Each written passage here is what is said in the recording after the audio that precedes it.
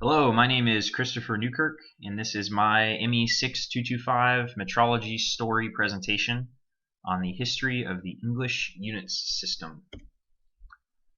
So a little agenda here. I'll start off with an introduction of the English unit system, walk through the history of some of the legislation that's been passed in England that kind of shaped the form of the English unit system.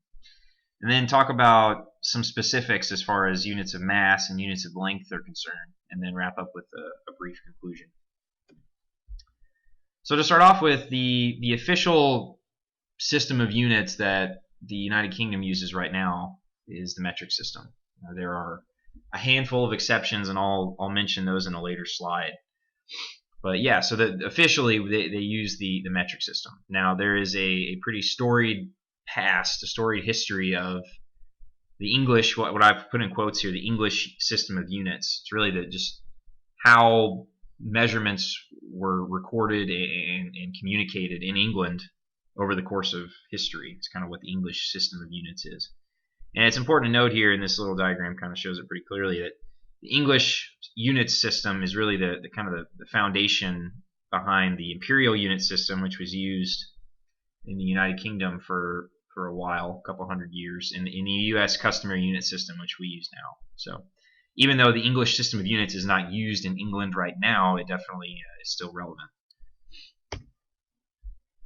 So yeah, the systems of measurement used in England over time kind of derive their roots from Roman culture and from the culture of the Anglo-Saxon rulers that sort of took over that land, took over that area over time.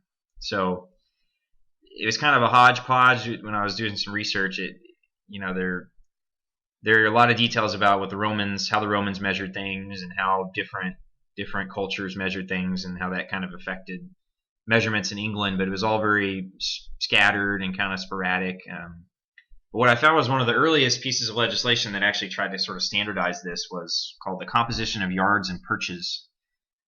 Gave a range of when it was passed, sometime I guess in the late 1200s probably. And what it did is it kind of maintained some standards that had been established by some of the Anglo-Saxon rulers, and also redefined some units of length, which I'll talk about a little bit in more detail later. But so that was kind of the first major legislation passed. And another big one here was in 1492, King Henry VII passed some legislation that, one, it reaffirmed what was already existing. Two, this was the first time I saw that they made standards that were copied and delivered to all the cities within England. But that third bullet may be the most important. He made a royal commission that, the way I understand it, is they sort of went out and surveyed what people were using and kind of understood the history of how it got to that point, and then sort of just established a baseline. Said, hey, okay, this is where we're at. There might be some variations, but this is what everybody should be using moving forward. Let's go forward with this. So that seems like a pretty big step, for a country that has a lot of variation within its borders of how people are measuring things, to go in and do this baseline. So that was a big step. And so most of the legislation that governs measurement in England, at least the modern legislation, is this Weight and Measures Act. And so it's an act that was originally passed in 1824, but it's been, I guess, amended, or I don't know the right word, but the different versions of that same act have been passed over time. And so there are many versions of this act, not just these three shown here, but these are the three that I considered sort of the most important. So in 1824, the Weight and Measures Act repealed all laws that were previously established and set out a new baseline that was called the imperial unit system. So that's something that most of us are probably at least familiar with. You've probably heard of that before.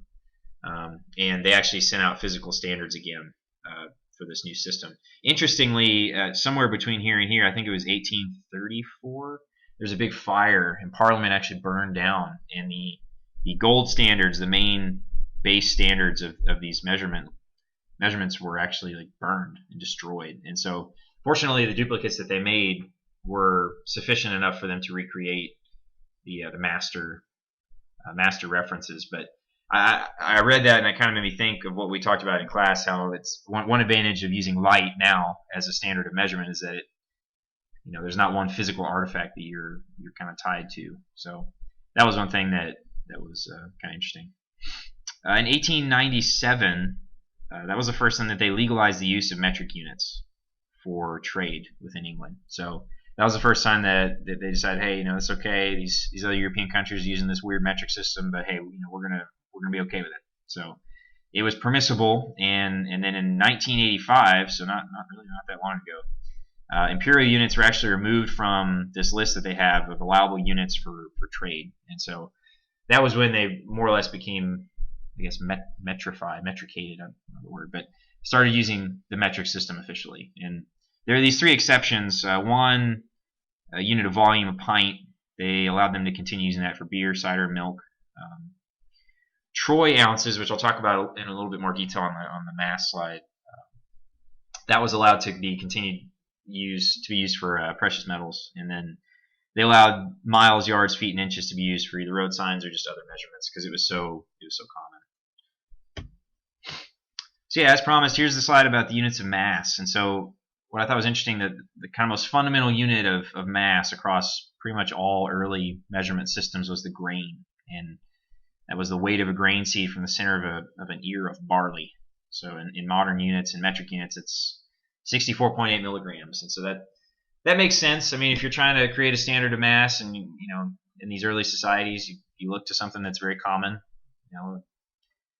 food, plants, barley, and so they use that as kind of the fundamental basis. But what I thought was interesting as we got into larger units of mass, these different systems kind of define things a little differently. So I'm probably going to mispronounce this, but this Avoirdupois system, which is what we're more familiar with here in the United States, defined the ounce as that number of grains, which ended up making a pound equal to 16 ounces.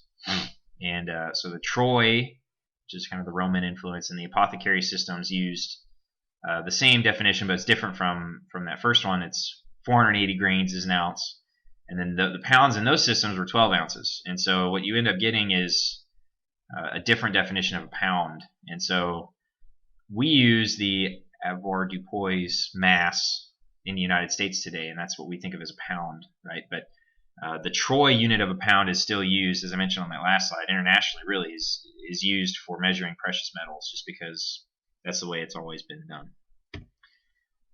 Units of length. This is kind of interesting. This makes sense, but early units of length were based on features of the human body. So I didn't know about some of these, like a digit. I didn't know that was a unit of length, or a palm. But it was pretty interesting reading through the history of this and how that developed. And of course, you have to think about how human beings, their bodies, the shapes of their bodies differ, right? So I thought it was interesting. The Romans, they based their foot off of a standard, like a statue that they made of somebody. I don't remember who. It's in the report, but there's a statue, and they measure the length of his foot, and that's the length of a foot. So it's kind of cool. But you can see here, this is how these all change. A cubit, I think a cubit's a distance from the elbow to the tip of the finger. So that's about 1.5 feet. And a fathom is outstretched arms, fingertip to fingertip, roughly 6 feet. Longer units of length tended to vary regionally within England, but I didn't know about a chain. I never heard of that. That was 66 feet. And a furlong was 660 feet. And an acre was defined as 1 chain by 1 furlong. So I think a chain was actually literally based off of like a chain that a land surveyor would use.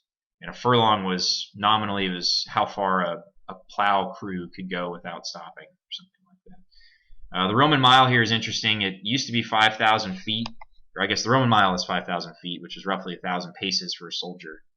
They changed that to 5,280, so that it would be a multiple of a furlong. So that's where we got our modern definition. This is a slide. It's kind of cool. This is also in the report if you want to look at it in more detail. But this shows kind of a cool map of all the units of length. It's kind of interesting to see that.